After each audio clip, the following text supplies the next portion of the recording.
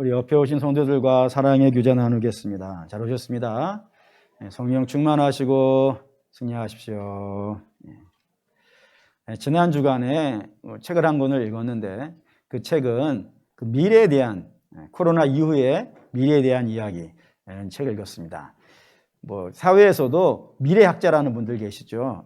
앞으로 미래가 어떻게 펼쳐질 것이다. 사회과학적 방법으로 미래를 예측하시는 분들인데, 그런 분들이 교회에도 계세요. 목사님들 중에서도 앞으로의 교회가 이 시대 한가운데에서, 특별히 코로나 시대 한가운데에서 어떻게 진행되어져야 되고 또 어떻게 해야 주님의 교회가 건강하게 성장할 수 있겠는가, 이런 것들을 신학적이고 또 사회과학적인 방법으로 예측하시는 분들이 계십니다. 그분들에 관련된 책을 지난 주간에 읽었었는데, 그 중에 한 부분이 그 설교와 관련된 부분이 있었어요. 거기 뭐라고 되어져 있었냐면, 이 코로나 시대가 이 땅에 있는 모든 분들이 참 고통받고 힘들고 어려운 세대지 않겠어요. 그런 분들이 이제 주일에 교회를 오시는데, 그 오시는 분들을 위로하고 격려하고 또 사랑하고 이런 소망의 메시지를 줘야 성도들이 힘을 얻고 위로를 받으며 소망을 얻을 것이다. 그렇게 설교하라. 이런 식으로 이제 되어져 있는 설교 책이었습니다. 그걸 읽고 나서 오늘 설교를 썼는데, 아무리 생각해도 그분이 말하는 위로하고 제가 생각하는 위로하고 너무 달라가지고 참 여러분들이 죄송한 마음으로 옛날 설교를 해요. 오늘도 또 뭔 얘기를 하시려고 이렇게 또 앞에 서론을 길게 잡으시나 하겠지만, 어쨌든 이게 저는 위로라고 생각하고 이것이 소망이라고 생각하기 때문에 여러분들에게 말씀을 전하도록 하겠습니다. 좀 여러분이 생각하는 것과 다르더라도 이해해 주시기 바라겠어요. 일단은 명제를 하나 꺼내죠. 이 땅에 있는 모든 사람들은 건강하기를 원합니다. 근데 건강하지 않죠, 간혹. 건강하지 않으면 병원을 갑니다. 병원을 가면 의사 선생님이 최첨단 기계들을 동원하여서 몸에 진단을 하고 검사를 합니다. 검사를 하는 중에 몸에 이상한 생성물 하나가 있는 거예요. 이렇게 좀 종양이죠. 그런 종양이 있으면 그 부분을 다시 조각으로 띄어서 조직 검사를 하는 걸 합니다. 그 조직 검사를 하는 이유는 이 종양이라 하더라도 성향이 다 다르다는 거예요. 특징들이 다 달라서 이거를 약으로 해야 될지 방사선으로 해야 될지 수술을 해야 될지 그걸 결정을 하기 위해서 이제 조직 검사를 한다고 하는데, 그래서 검사를 했어요. 그렇게 검사를 하고 나서 이제 의사가 처방을 하듯이 믿음에도 마찬가지더라 이겁니다. 성도들 모두가 이 땅에서 복 있게 살기를 원하고 기쁨 중에 살기를 원하고 평안하게 살기를 원합니다. 그런데 그렇지 않은 것이 현실입니다. 바람과 달리, 소망하는 것과 달리 너무나도 고통스럽고 힘든 인생들이 되어져 있더라 이거예요. 왜 그럴까요? 라는 겁니다. 그거에 대한 성경의 진단은 로마서 3장 23절입니다. 읽을게요. 모든 사람이 죄를 범하였음에 하나님의 영광에 이르지 못하더니. 하나님의 영광에 우리가 이르면 문제가 없는데, 우리가 하나님의 의에 도달하게 되어진다면 걱정이 없는데, 우리가 알다시피 거기에 도달을 못하더라 이거예요. 뭐 때문에요? 죄 때문에. 모든 사람이 그 죄에 걸려있기 때문에 원하는데, 하나님의 영광에 이르기를 원하는데, 그리고 원해서 노력도 하는데 그 노력하는 것과 관계없이 저 하나님의 영광에, 하나님의 의에 도달하지 못하더라 이겁니다. 그럼 이제 질문이 하나가 돼요. 왜 도달을 못할까? 좀 죄인이라 하더라도 노력을 하면, 좀 애를 쓰면 도달할 수 있지 않겠는가? 영화 인터스텔라에 그런 대사 나왔어요. 쿠퍼 우주여행사가 인류는 항상 답을 찾아왔습니다. 이런 식으로 대답하듯이, 우리가 좀 노력하면 답을 찾을 수 있지 않겠는가, 이런 생각이 들었는데, 성경은 이런 생각에 대해서 아니라고 합니다. 절대로 의에 도달할 수가 없다고, 노력을 하는 것과 관계없이 도달할 수 없다고, 그 이유를 두 가지라고 설명을 하는데, 그 두 가지 이유가 아담이 타락하면서부터 생겼다는 거예요. 그 첫 번째는 모든 사람이 다 죄인이라는 겁니다. 죄인이라는 거는 도둑질하고 폭력을 행사하고 그 정도의 문제가 아니라 하나님과 단절되어 있다는 겁니다. 의의 하나님과, 생명의 하나님과 단절되어 있기 때문에 의에 이를 수 없고 생명에 이를 수 없는 것이 모든 사람들의 운명이라 이거예요. 그것이 하나이고, 또 하나는 사람이 타락할 때 사람만 타락하는 것으로 끝난 것이 아니더라는 겁니다. 사람이 타락할 때 이 세상도 같이 타락했다는 거예요. 그러니 이제 문제가 생긴 겁니다. 사람이 죄인이기 때문에 의로 이룰 수 없는데 혹여 간혹 가다가 혹여 뭐 만에 하나라도 좀 뭔가 해보려고 했는데 불구하고도 하나님께 도달하지 못하는 것은 세상이 가만두지 않더라 이거예요. 내가 하려고 해도 세상이 가만두지 않고 흔들어대니까 결국에는 무너져 의에 도달하지 못하더라 이겁니다. 이거를 예로 드는 것이 창세기예요. 창세기 이렇게 진행이 되어져요. 아담이 타락한 이후에 태어난 사람이 가인입니다. 근데 가인이 어떤 삶을 살아요? 동생을 죽여요. 이유는 시기심 때문이에요. 별것 아니에요. 근데 그걸로 죽여요. 근데 이게 끝이 아니에요. 가인의 후손들이 이렇게 살아요. 그들은 복수를 하며 살아요. 근데 그 복수의 대상이 다 누구냐면 나보다 약한 자들이에요. 힘없고 약한 자들을 내가 가진 힘으로 폭력을 행사해가지고 복수를 하기도 하고 빼앗기도 하고, 그리고 성적으로 타락해서 일부 이처가 되기도 하고, 그런 못난 짓들을 하더라 이겁니다. 좋아지는 것이 아니라 계속 나빠지더라 이거예요. 그게 죄인의 한계이고, 뿐만 아니라 창세기 6장 2절에 가면 굉장히 재밌는 이야기가 하나가 있습니다. 읽을게요. 하나님의 아들들이 사람의 딸들의 아름다움을 보고 자기들이 좋아하는 모든 여자를 아내로 삼는지라.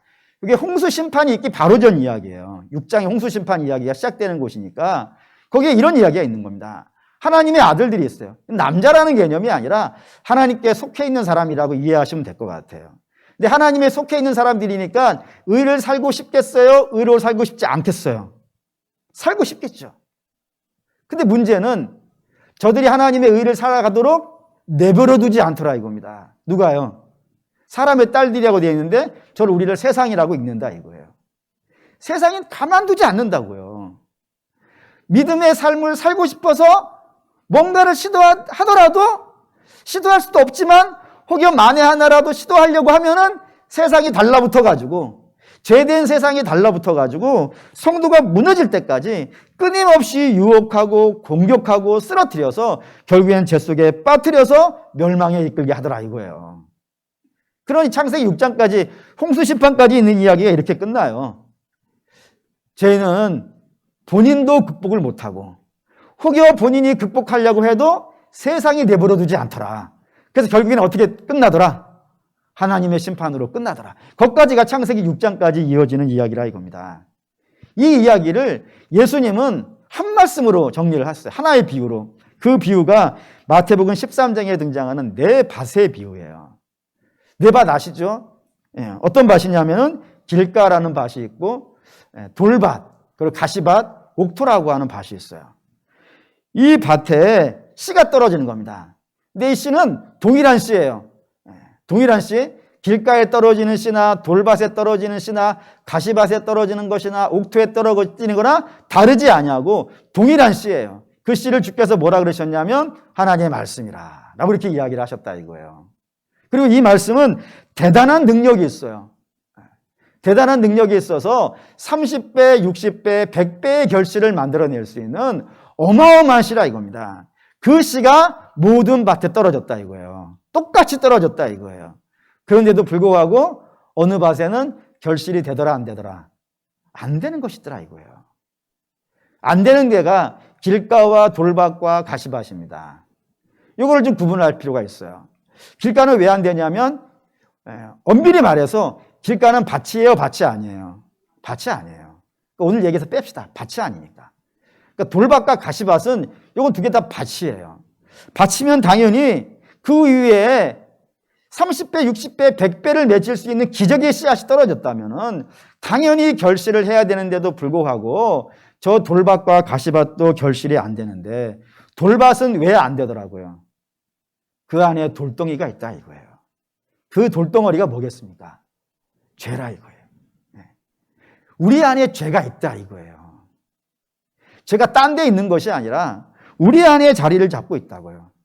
그래서 이것이 우리가 주의 말씀을 따라 살려고 하면은 못 살게 원칙적으로 못 살도록 막아버리더라 이겁니다. 그러니 죄인된 인간이 스스로 믿음의 결실을 만들어내는 것은요, 불가능하다 이거예요. 아예 시도가 안 되어진다 이겁니다. 돌밭이기 때문에. 근데 또 하나 밭이 저기 가시밭인데, 가시밭도 결실이 안 되는데, 이 가시밭은 좀 느낌이 달라요. 이 가시밭에서는 싹이 났어요. 물론 돌밭도 나긴 했지만 햇빛에 의해서 타버리는데, 햇빛은 씨앗을 난 줄기를 태워버리기 위해서 있는 것이 아니라 복되게 하기 위해서 있는 거잖아요. 근데 그걸로도 안 되는 거 보니까 돌밭은 원칙적으로 안 되는 거예요. 근데 저 가시밭은 나왔다 이거예요. 싹이 나와가지고 자라는 거예요. 근데 자라니까 문제가 됐어요. 아예 안 자라가서 바닥에 딱 깔려 있으면 가시가 공격하지 못할 텐데, 나와서 자라버리니까 어떤 일이 벌어지더라고요. 가시가 공격하더라 이거예요. 내버려두지 않더라 이거예요. 결실하도록. 그게 창세기 6장으로 말하면 그게 세상의 딸들이고 사람의 딸들이고 세상이라 이거예요. 믿음으로 살려 그러면 그래요. 믿음으로 안 살고 세상처럼 살려 그러면 문제를 걸질 않는단 말이에요. 여러분이 믿음이 없이 살려 그러면 세상과 같은 걸음으로 가고 있는데 무슨 문제가 생기겠어요. 근데 여러분 믿음으로 살려 그러면은 저 세상이 달라붙는다니까요. 달라붙어서 공격하는 거예요. 그 다시 말하면은 우리가 믿음으로 살려 그러면 우리 안에 있는 죄가 우리를 공격하고 우리 밖에 있는 죄가 공격을 한단 말입니다. 양수겹장으로 공격을 받고 안팎으로 당하고 있는 거예요. 그러니 그 안팎으로 당하는 죄의 공격을 우리가 이겨나갈 수 있는 힘이 있겠냔 말이에요. 그거를 뚫고 믿음의 결실을 만들어낼 능력이 우리에게 있겠냐 이거예요. 불가능하다 이겁니다. 원칙적으로 이 땅에 있는 모든 죄인들은 하나님의 의를 이룰 수 없고 하나님의 의를 이룰 수 없으니까 믿음의 결실도요 없더라 이겁니다. 그게 죄인의 현실인 거예요. 그 사건을, 이 비유를 비유가 아니라 사건으로 나타낸 이야기가 바로 예수님의 재판이 되어진다 이겁니다. 여기에서 유대인들이 바로 이제 돌밭에 해당되는 사람들이에요. 그들은 메시아를 기다렸어요. 예수를 기다렸어요. 그리고 나타나신 예수님의 음성을 들었고 예수님의 기적을 받고 예수님이 만들어주시는 떡을 먹었고 예수님이 베푸시는 은혜를 만났고 저들이 예수님이 고치시는 역사로 병도 고쳤고 예수님의 손길로 귀신이 떠나가는 것도 봤고 심지어는 죽은 자가 일어나는 것도 봤고 무리를 걷고 풍랑이 잠잠게 되어지는 모든 역사를 다 봤다 이거예요. 그랬으면 믿음이 나와야 되지 않겠습니까? 근데 안 나오더라 이거예요. 오히려 저들이 해낸 건 뭐였어요? 예수님 부인하는 거였고 예수님 모른다고 하는 것이고 예수님 저주하는 것이었고 예수님 팔아버리는 것이었고 예수님 시기하는 것이었고 예수님께 분노하는 것이었고 결국에는요 예수님 죽이는 것으로 나오더라 이거예요. 안 나오더라 이거예요. 씨앗이. 은혜를 만났는데도. 그게 유대인의 현실이고요. 빌라도는 가시밭과 같더라 이겁니다. 뭘 보면 가시밭이라는 것을 알 수 있냐면 이 빌라도는 예수님을 죽이려고 하는 계획이 없어요. 예수님을 없애려고 하는 생각이 없고 오히려 예수님을 풀어주려고 그래요. 왜 그럴까요? 그에게 양심이 발동했어요. 이게 되게 신기한 얘기예요. 왜 이게 신기하냐면 빌라도라고 하는 사람은 양심이 발동할 수 있는 사람이 아니에요. 역사책에 빌라도를 이렇게 써놨어요. 그가 하는 일이 잔혹하고 포악하며 더러운 이득에 밝은 사람이라. 나쁜 사람이라는 거예요. 근데 나쁜 사람이 어떻게 양심이 나오죠? 양심이 나올 수가 없어요.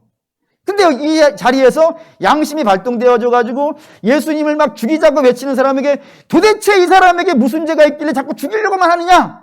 라고 이야기를 하고 다른 복음서에 보면은 내 몇 대 때려가지고 내보내겠다. 뭐 이런 얘기도 하고 자꾸 풀어주려고 그런단 말이에요. 어떻게 이 빌라도라고 하는 사람이 양심이 발동했을까요? 두 가지 사건이 있었다고 성경이 되어져 있단 말입니다. 첫 번째가 27장 11절에서 12절입니다. 읽을게요. 예수께서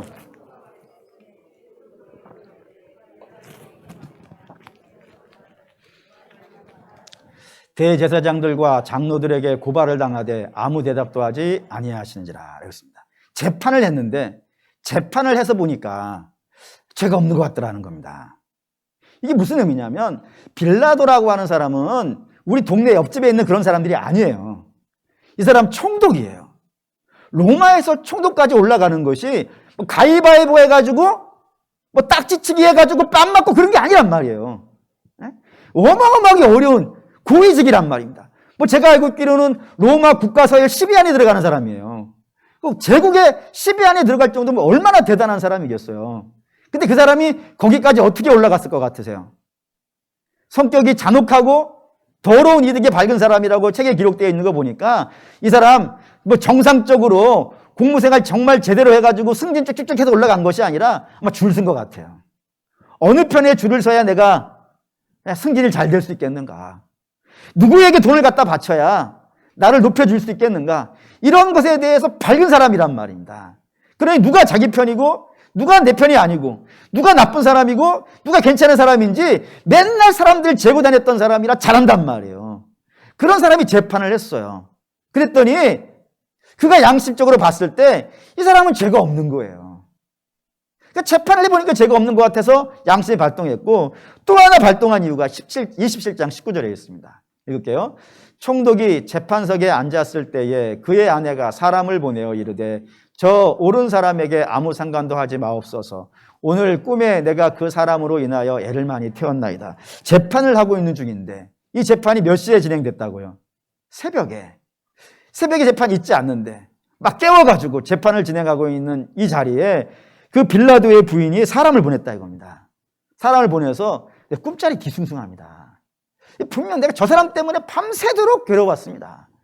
저 사람 잘못 건드시면은 우리 집안 대대로 좀 문제가 있을 것 같습니다. 그러니 건들지 마십시오. 라고 부인이 얘기했다 이거예요. 여기에 두 가지가 이제 걸리죠. 하나는 저와 여러분들은 신자니까 뭐 꿈자리가 그렇게 중요한가요? 에? 여러분이 혹시 꿈자리 막 지저분하시면은 옆에 개 한 마리 있을 거예요. 찾아보세요. 그런 꿈을 개꿈이라 그러고. 돼지가 나오면은 그 옆에 또 개가 있을 거예요. 거의 뭐 우리가 꾸는 꿈은 물론 하나님이 꿈으로 계시하는 경우가 있기는 하지만 대부분이 개꿈이에요. 너무 창념하지 마시죠. 근데 예수 안 믿는 사람들 같은 경우에는 꿈자리 굉장히 중요해요. 굉장히 중요해요. 뿐만 아니라 재판석에 부인이 사람을 보내는 경우가 흔하겠습니까? 굉장히 이례적인 거예요. 그것도 꿈자리 운운하가면서. 그러니까 이방인인 이 빌라도가 이 자꾸 특이한 일이 발생되어지는 거 이런 거 굉장히 불편한 것 아니겠어요. 그러니 그런 이유들 하나하나가 그의 양심을 건드렸어요. 그래가지고 양심상 내가 못하겠다. 그래서 풀어주려고 한다 이겁니다. 근데 문제는 그가 양심이 발동해서 예수님을 풀어주려고 하기는 하는데 그 양심의 결말을 내더라 못 내더라. 결실을 내더라 못 내더라. 못 내더라 이거예요. 그 양심이 아무런 힘을 나타내지 못하더라 이겁니다. 왜 그러냐면 27장 24절입니다. 읽죠? 빌라도가 아무 성과도 없이 도리어 밀란이 나려는 것을 보고 물을 가져다가 무리 앞에서 손을 씻으며 이르되 이 사람의 피에 대하여 나는 무죄하니 너희가 당하라. 밀란이 일어날 것 같다 이거예요. 나를 공격할 것 같다 이거예요. 내가 양심대로 하면은 공격이 있을 것 같다 이거예요. 근데 그것 때문에 우식으로 지금 우리가 쭉 진행되어지는 이야기로 말씀드린다면 세상이 공격한다 이거예요. 그래서 그 공격 때문에 그 양심이 어떻게 되는 거예요? 죽더라 이겁니다. 근데 이게 되게 사실 재밌어 이 이야기가. 뒤에 있는 얘기가 굉장히 재밌는데 이런 얘기가 뒤에 있어요. 이스라엘은 원래 총독이 다스리는 나라가 아니에요. 로마 식민지이지만 원래는 거기에 왕이 있었어요. 그 왕의 이름을 여러분이 아세요. 혹시 뭐 떠오른 이름 하나 있으신가요? 헤롯이 왕이에요.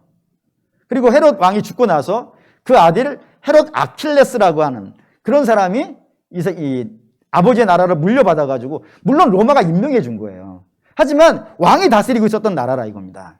근데 이 헤롯 아킬레오라고 하는 사람이 굉장히 무익하고 악한 사람이라고 되어 있어요. 그랬더니 백성들이 그 학정에 못 이겨서 밀란을 일으킨 겁니다. 근데 혹시 아시는 분은 아시겠지만 로마는 자기 속국에 식민지 국가에 밀란이 일어난 걸 굉장히 싫어합니다. 로마가 원하는 건 단 하나예요. 우리의 명령을 듣고 돈만 잘 내라 이거예요. 세금만 잘 내고 반역만 하지 아니하면 너희들 언어 써도 되고 너희들 교육해도 되고 너희들 종교 가져도 돼. 아무런 문제 안 돼. 돈만 잘 내고 있어. 라고 하는 것이 팍스 로마나예요. 로마의 평화예요. 그러니 얼마나 자유를 많이 주는지 몰라요. 근데 그 나라에 밀란이 일어난 겁니다. 그래서 밀란이 나면 당연히 뭐 세금도 안 나오겠죠. 그래서 로마 황제가 화가 나가지고 이 아켈레오라는 사람을 강등을 시켜버렸어요. 황제에서 바지사장으로. 그걸 분봉왕이라 그래요. 이름만 있는 왕. 그 분봉왕으로 강등을 시키고 총독을 파견하기 시작한 겁니다. 그리고 빌라도는 이렇게 온 총독 6번째예요. 기록되어 있는 걸로는 6번째 총독이에요. 이제 그런 자리로 와 있는데 이 총독은 당연히 자기가 총독 맡고 있는 지역 내에서는 제일 막강한 힘을 가지고 있던 사람입니다. 사고만 치지 아니하면 네 마음대로 하세요가 되는 땅이 이 식민지였단 말이에요. 그래서 빌라도도 뭐 그동안에 뭐 돈 바쳐가지고 여기까지 왔으니까 돈을 모아야 되지 않겠어요. 그 돈을 막 뺐는데 어느 것까지 뺐냐면 하나님께 제물로 드리는 것까지 뺐었어요. 그러니 유대인들이 좋겠습니다라고 잘 냈겠습니까? 반란이 난 거예요. 근데 반란은 로마의 심각한 문제라면서요. 그래서 로마의 보고가 들어가기 전에 이걸 꺼야겠다고 생각해가지고 이 반란 주동자들을 다 죽입니다.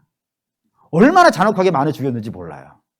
그래서 자기 나름대로는 이 밀란을 껐다. 아무도 알리지 않도록 잘 껐다라고 생각하고 있었는데 이 세상 이야기란 게 다 그렇지 않습니까? 다 전달돼요. 발 없는 말이 천리를 가고, 여러분 집에서 이야기한 것이 우리 집에 오고, 다 그래요. 말이라는 게 다 그래요. 이 빌라도가 한 것을 로마 황제에게 보고한 사람이 있어요. 정적이에요. 실제로 이 보고가 나중에 이제 결말이 나기를 빌라도 소환됩니다. 로마로. 소환돼서 귀양을 가가지고 귀양지에서 죽어요. 근데 어쨌든 이 밀란 때문에 밀란을 이렇게 처리했다는 것 때문에 로마 황제가 편지를 하나를 보냈어요. 그 편지에 뭐라고 되어 있냐면 너 한 번만 더 이런 일 일으키면 죽어 이렇게 써 있었어요. 물론 목사님 그렇게 써 있었습니까? 아니에요. 그런 취지의 말이 들어있어요. 다시는 이런 일이 생기지 않도록 주의하도록 하라. 경고하노라. 이렇게 써 있었다 이거예요. 그러니 빌라도가 이런 표현 써도 되나? 쫄았을까요? 안 쫄았을까요? 황제가 알았다니까요. 그리고 아켈레오 자기 앞에 있었던 왕이 지금 같이 살고 있는데 바지사장이 있는 거 자기 눈앞에 보는 것이고, 그리고 황제가 너 가만 안 둬라고 이렇게 연락이 왔는데 빌라도 상당히 위축돼요. 위축되어져서 예수님이 십자가 달리는 이때는 그 상태예요. 굉장히 위축되어져 있기 때문에 밀란 이야기만 나와도 벌벌벌 떨면서 그가 옳다라고 하는 생각을요 포기하더라 이거예요. 그가 돈이 없어서 포기한 걸까요? 그가 군대가 없어서 포기한 걸까요? 그가 지혜자들이 없어서 포기를 한 걸까요? 그렇지 않아요. 세상에는 빌라도가 가진 것보다 훨씬 많이 가진 자들이요 많아요. 그러니 내가 가진 것으로 이 세상을 이긴다는 것은요 애초에 불가능하다 이겁니다. 그러니까 빌라도가 그런 거예요. 그래서 자기 양심을 먹었는데 양심 먹지 못하는 사람인데 정말 요행일지 하나님의 역사일지 그의 마음에서 양심이 튀어나왔는데 그 양심을 지키지 못하고 결국엔 예수님을 죽이더라 이겁니다. 그러니 지금 유대인과 빌라도 이야기를 통해서 드러나는 게 있죠. 사람은 죄인이라 그 믿음을 지키지 못하고 혹여 뭔가를 하려고 해도 세상에 가만두지 않아서 결국엔 못하더라. 이래도 못하고 저래도 못하더라. 이게 이 땅에 있는 모든 사람들의 모습이라 이겁니다. 그러니 절망스럽죠. 노력해서 안 된다는 겁니다. 그럼 처방은 뭘까요? 어떻게 해야 될까요? 성경은 이렇게 얘기하는 거예요. 길가와 돌밭과 가시밭으로는 하나님 말씀을 받을 수 없다. 근데 유일한 길이 있다면 이걸 뒤집어야 된다 이거예요. 길가를 뒤집어야 되고 돌밭에 돌을 파내야 되고 가시덤불을 꺾어야 버려야 된다 이거예요. 그럼 누가 할까요? 밭이 할 수는 없죠. 파칙을 어떻게 하겠어요? 농부가 해줘야 되잖아요. 그럼 그 농부가 누구겠냐 이거예요. 성경은 이 이야기를 시편으로 설명을 합니다. 이 시편 40편인데 이 시편 40편 굉장히 중요한 책인데 이거 굉장히 어려워요. 굉장히 어려운 이유는 여기에 나라고 불리는 자가 나오는데 이 나가 두 명이 나와요. 이 두 명이 헷갈리게 돼 있어요. 그래서 되게 어려워요. 근데 우리 한번 좀 이해를 해봅시다. 여기에 첫 번째 등장하는 나는 기가 막힌 수렁에 빠진 나예요. 시편 40편 2절입니다. 읽겠습니다. 나를 기가 막힐 웅덩이와 수렁에서 끌어올리시고 내 발을 반석 위에 두사 내 걸음을 견고하게 하셨도다. 기가 막힌 수렁. 이게 뭐냐면은 무적행입니다. 한자로 쓰면. 무적행은 없을 무자에 바닥 저자 동굴갱자예요. 바닥에 없는 동굴이에요. 그게 죄예요. 그러니까 죄에 빠져 있는 나라 이거예요. 그게 누굴까요? 이게 다윗이에요. 다윗이 밧세바 사건, 남의 아내 빼앗고 그 남편 죽인 사건 아시죠? 그 밧세바 사건으로 말미암아서 쓴 시가 51편과 40편 이 두 편인데 이 사건이 다윗에게는 너무 큰 충격이 된 거예요. 왜냐하면 다윗은 이때까지 자기는 굉장히 훌륭한 사람인 줄 알았어요. 나보다 훌륭한 사람은 없어. 하나님은 나를 기뻐하신다고 했거든. 그건 내가 대단하기 때문이 아니겠냐. 우리가 이 사회에 있는 모든 문제는 나는 괜찮은데 이 백성들이 못 나가지고 문제가 생긴 것이지 이 백성들이 다 나와 같다면 이 세상엔 아무 문제 없어 라고 생각했던 사람이 다윗이에요. 근데 이 밧세바 사건은 이 생각을 부셔버린 겁니다. 너도 똑같더라 이거예요. 오히려 너는 더 나쁘다 이거예요. 왜요? 너는 위선자라 이거예요. 겉으로는 멋있어 보이지만 겉으로는 대단해 보이지만 너는 위선자야 라는 판명이 났던 사건이 이 밧세바의 사건이었어요. 그리고 다윗은 절망을 해요. 나 괜찮은 사람인 줄 알았더니 하나님이 그렇게 싫어하는 위선자구나. 외식덩어리구나. 이런 사망의 몸에서 누가 나를 건져내랴 라고 하면서 탄식할 만큼 그런 고통이 이 다윗에게 왔어요. 그러니 그런 절망에 빠진 자가 하나님 앞에 뭐를 내놓을 수 있겠어요? 하나님 앞에 제사를 드릴 수 있겠어요? 내가 위선자인데? 아니 여러분 생각해 보세요. 아담이 죄를 졌어요. 그때 그 에덴 동산에 하나님이 들어오세요. 하나님이 딱 들어왔을 때 아담의 반응이 뭐였어요? 숨는 거예요. 죄는 하나님 앞에 나올 수 없어요. 숨을 수밖에 없어요. 사실 아담이 지은 죄는 선악과나 먹은 거예요. 그런 죄로 말한다면 우리는 선악과를 매일 한 박스씩 먹잖아요, 지금. 너무 센가요? 그렇지 않습니까? 우리 하나님 말씀 먹은 게 한두 가지냔 말이에요. 오늘 고백의 기도 읽는데 마음이 너무 찔려요. 한두 개 걸린 게 아니에요, 지금 저한테. 그러니 우리 아담도 하나님께 숨는단 말이에요.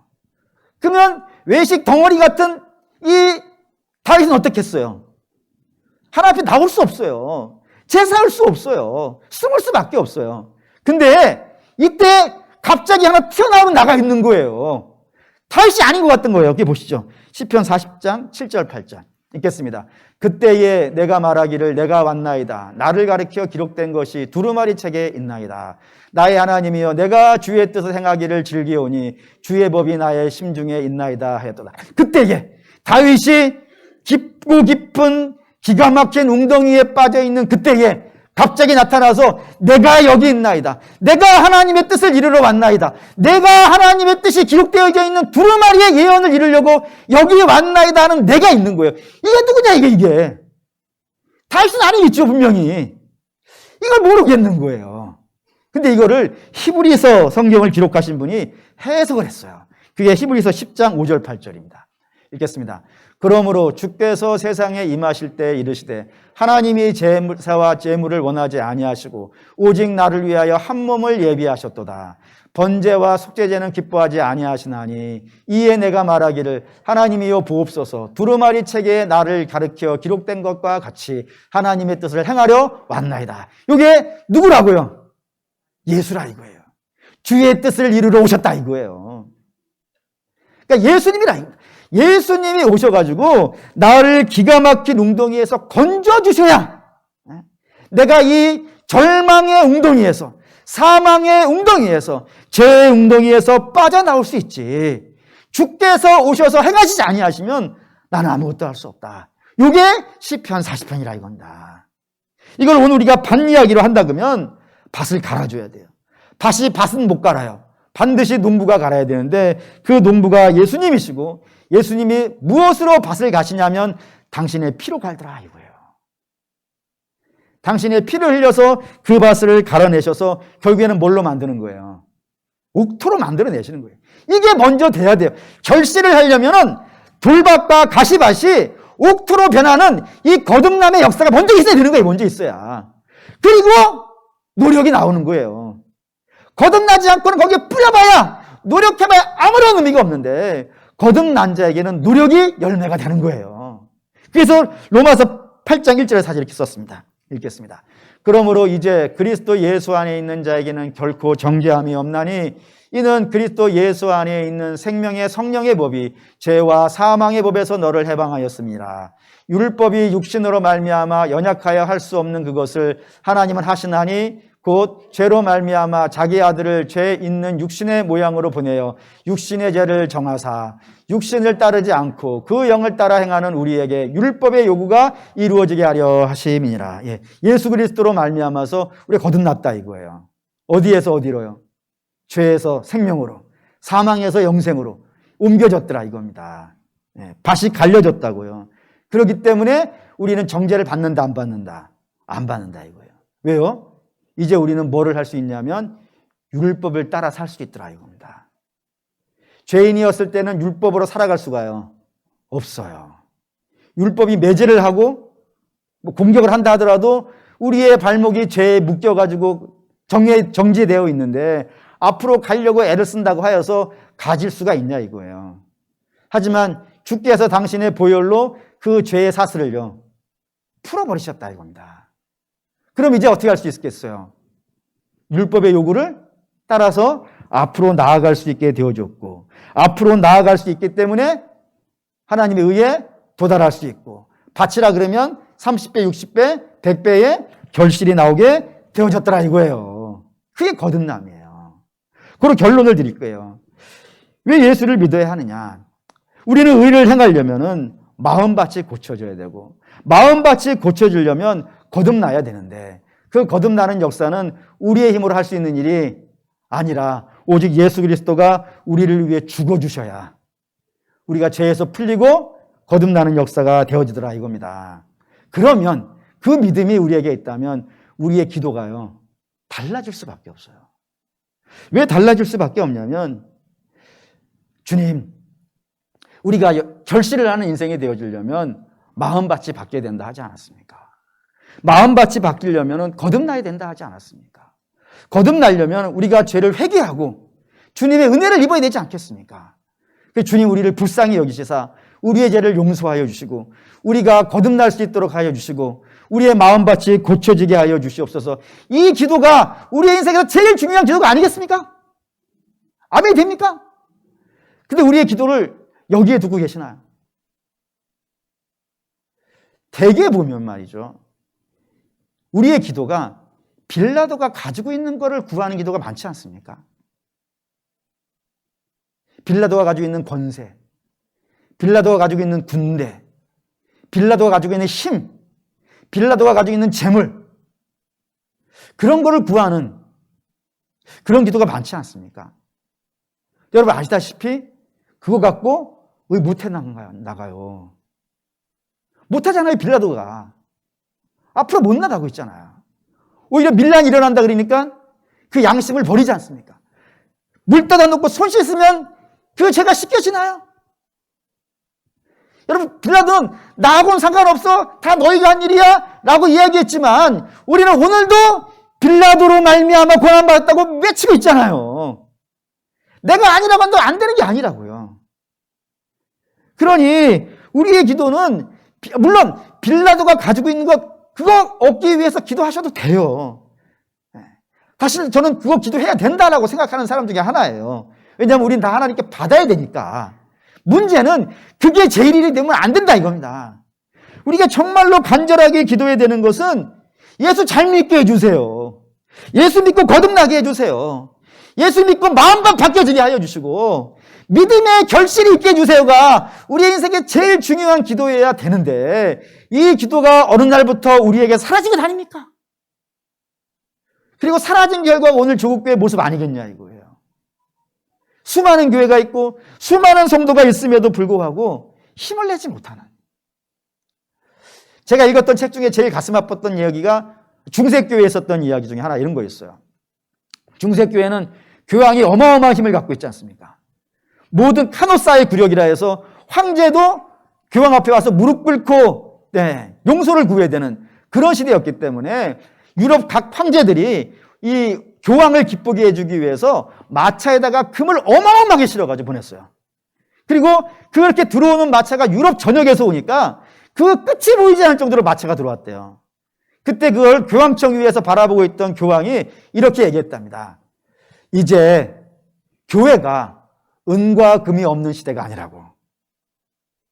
그러자 옆에 있던 에라스무스라고 하는 선생님이 한 분이 계시는데 그분이 이렇게 얘기했대요. 맞습니다, 교황님. 교회는 이제 은과 금이 없는 시대는 아닙니다. 하지만 이제 은과 금은 내게 없으나 오직 내게 있는 것 외치노니 주 예수의 그리스도의 이름으로 일어나 걸으라는 능력도 사라져버렸습니다. 이게 교회의 모습이 아니냐 이 말이에요. 사랑하는 우리 믿음의 성도 여러분, 이 시대의 교회는 근본으로 다시 들어가야 돼요. 이 시대의 교회는 많이 갖는 게 중요한 것이 아니고 빌라도가 가진 걸 탐내는 것이 교회가 아니고 다시 예수 믿게 해주세요. 다시 거듭나게 해주세요. 다시 복음 앞에 서게 해주세요. 다시 우리 마음밭이 고쳐지게 해주세요. 그래서 성령의 열매들이 맺혀지는 교회 되게 해주세요. 이게 제일 중요한 소망이 되어줘야 돼요. 혹시 이렇게 기도하면 하나님께서 우리 소원 안 들어주시면 어떻게 할까? 이런 염려 생기지 않으셨으면 해요.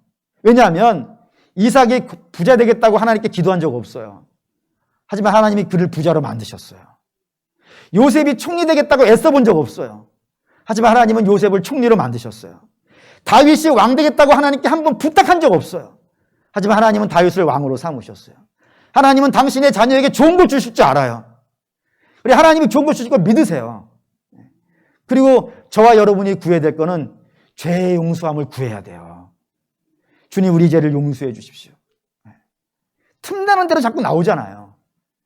순간순간 우리 안에서 욱욱 올라오지 않습니까? 그 나타날 때마다 주 앞에 철저히 회개하고 죄된 나는 예수와 함께 십자가에 못 박혀 죽고 그리고 예수 그리스도로 말미암아 다시 살아가는 역사가 있어야 돼요. 그러면 우리 안에 성령의 열매가요 나타날 거예요. 성령의 열매 천국에서만 맺는 거 아니에요.